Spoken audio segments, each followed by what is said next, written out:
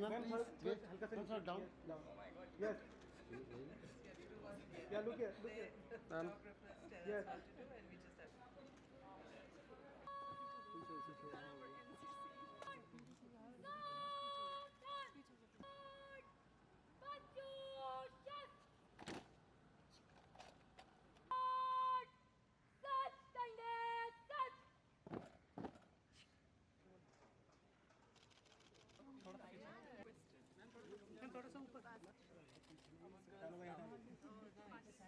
थोड़ा पीछे कर लो।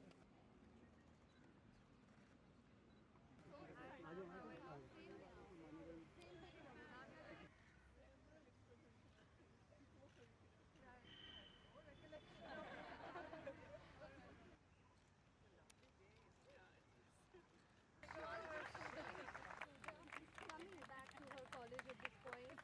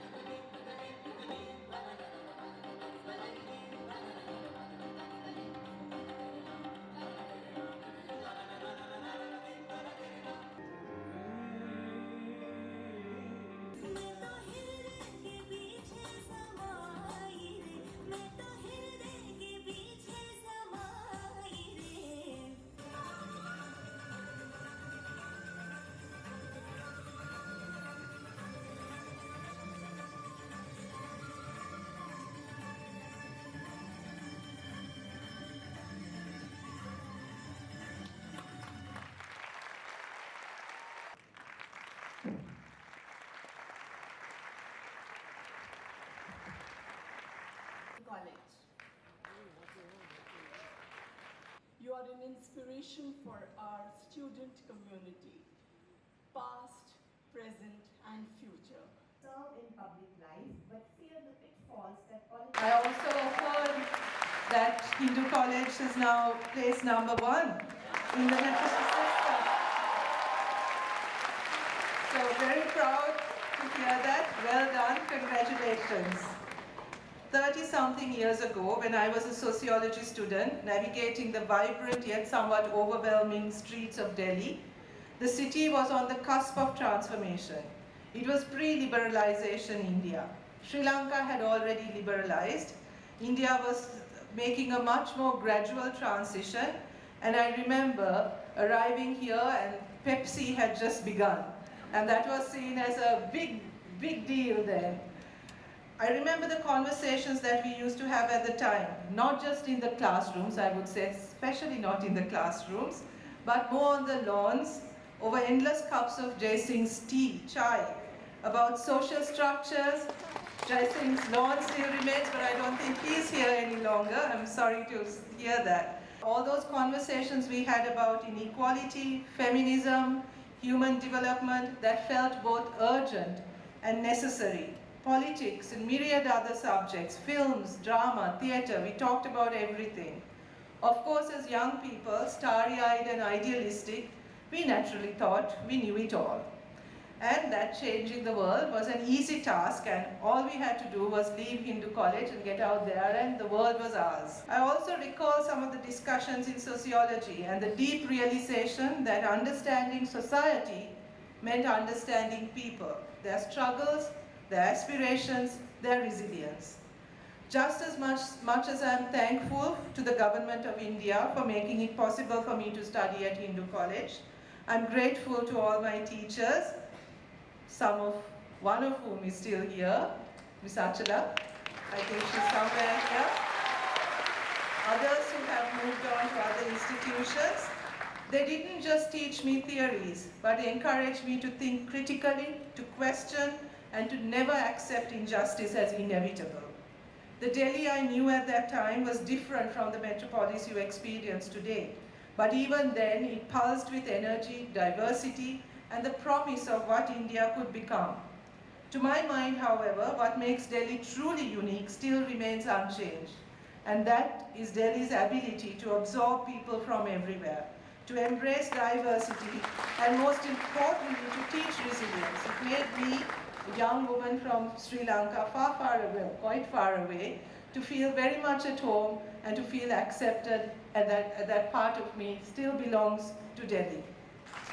I believe that education, compassion, and empathy must go hand in hand. Understanding societal structures matter little if we don't understand the human beings within them. Whether you become a doctor, engineer, astronaut, civil engineer, entrepreneur, politician, or anything at all, let compassion and empathy guide your expertise. Let your learning further humanity. The most intelligent mind is incomplete without a compassionate and empathetic heart. This was very pertinent advice that I received when I was offered this opportunity to take on politics as full-time profession. And when one of my colleagues told me, don't be afraid, sometimes life throws things at you, which if you shouldn't think too much about, you have to just go with it and grab it and go take the decision and plunge in and go forward. Remain open. I think that's the lesson I learned. Remain open to life's opportunities. Never think that you know how your life is going to unfold. You cannot ever know. I never knew. And I think that is the most wonderful thing about life and about what we are equipped through education to be able to face. Also remember that democracy is not a spectator sport. It's hard work. Active citizenship means more than just voting or commenting online or presenting your opinion on Instagram, on Twitter, or whatever else social platform you're on. It means engaging with your community, standing up for justice, and contributing to the common good in whatever capacity you can. The beauty of democracy, something that India and Sri Lanka share in this region as unbroken democracies since independence, is that ordinary citizens like me, like you, shaped by public education and shared struggles, can rise to serve their nations. I want to also urge you to always build bridges in whatever context you're placed. Don't build barriers, whether it is within educational institutions, homes, offices, between nations, or communities. Remember to always find ways to collaborate and partner. The sustainable future of our countries, regions, and indeed the planet depends on collaboration and partnership. For me, returning to Hindu College is also so much about the India-Sri Lanka relationship. 22 nautical miles of the ocean, the Pork Strait, separates our two countries. But what unites us is so much more. Our relationship, rooted in civilizational, cultural, religious, and historical ties, stretches back more than 2 millennia. And I should also add cricket. We are asked, as strange as it may seem, our civilizational bond is also much about education, teaching, and the empowerment of the individual.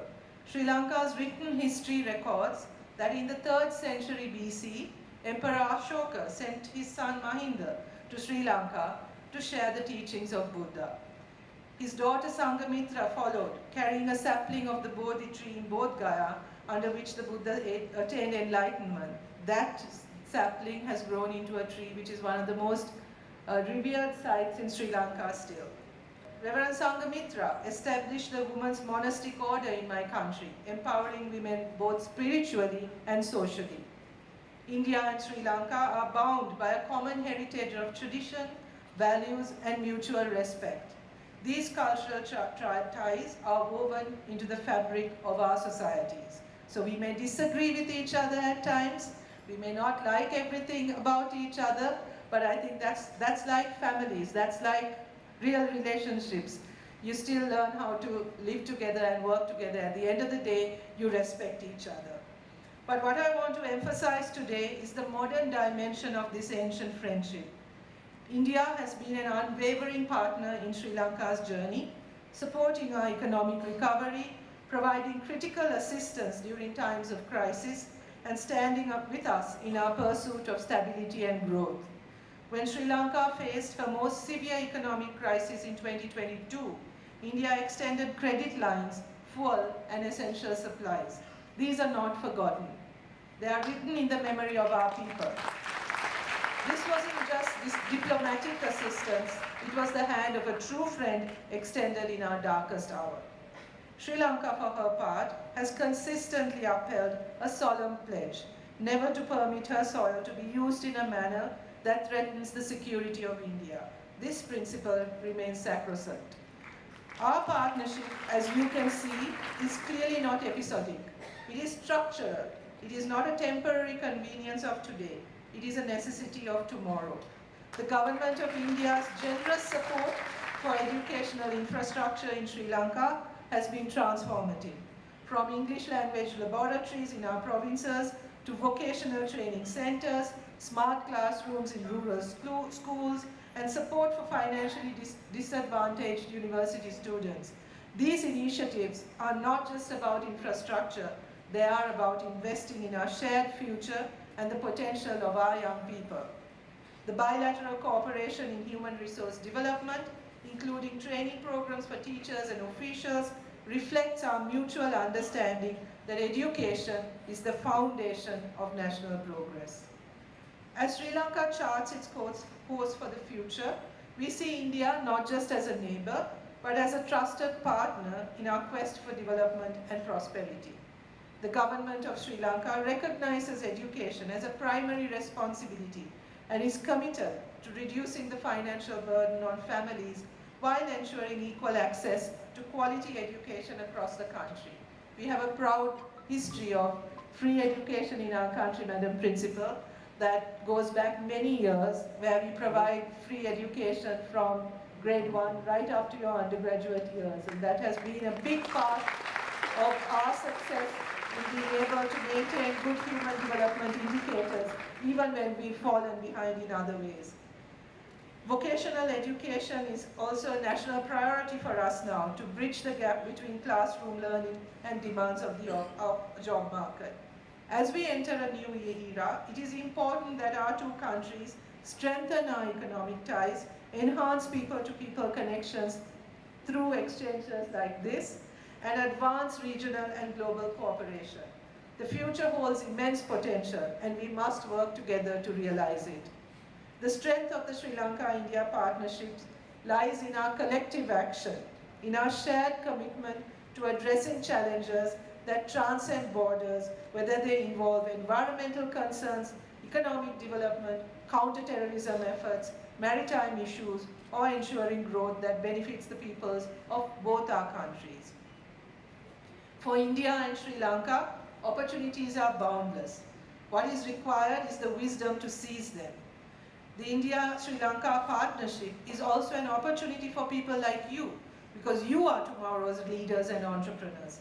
Whether it's collaborating on renewable energy projects like solar and wind, digital services, technological innovation, or sustainable agriculture and food security, the opportunities are limitless. The future of the Indian Ocean region depends on young people like you, who can see beyond borders and build partnerships rooted in trust.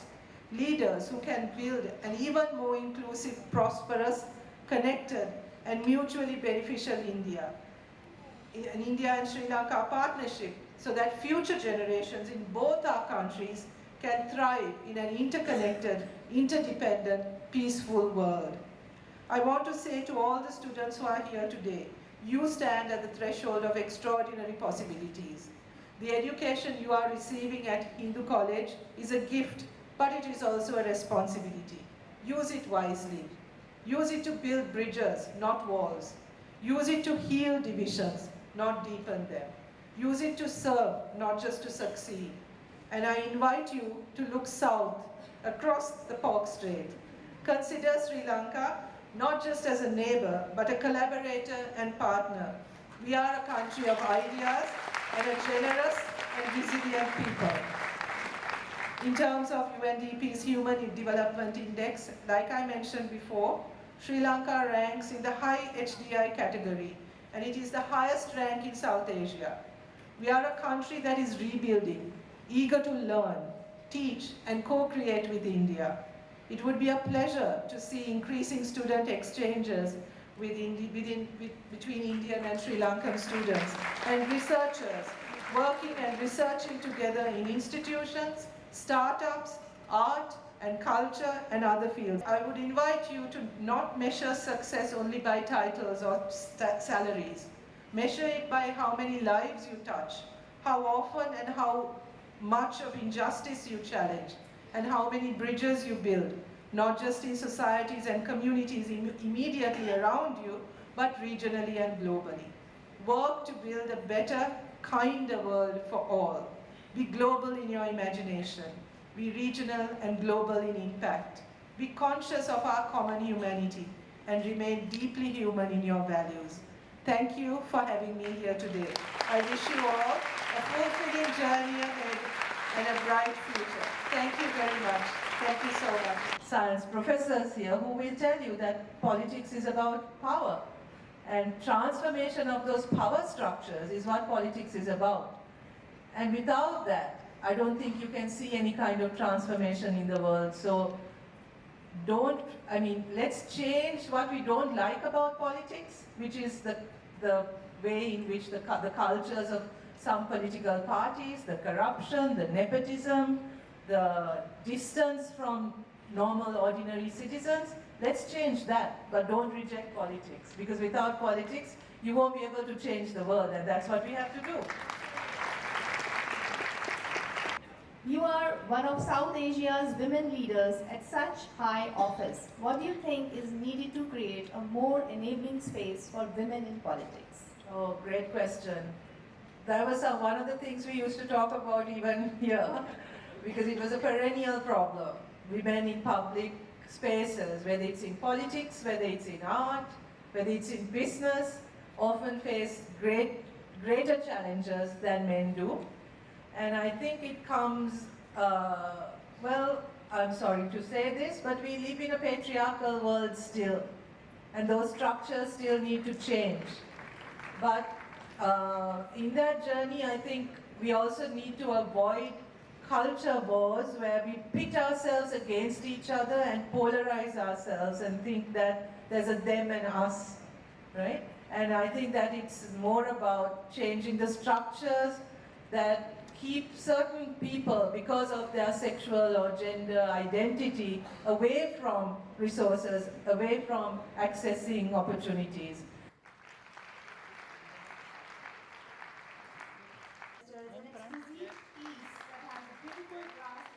To please give way.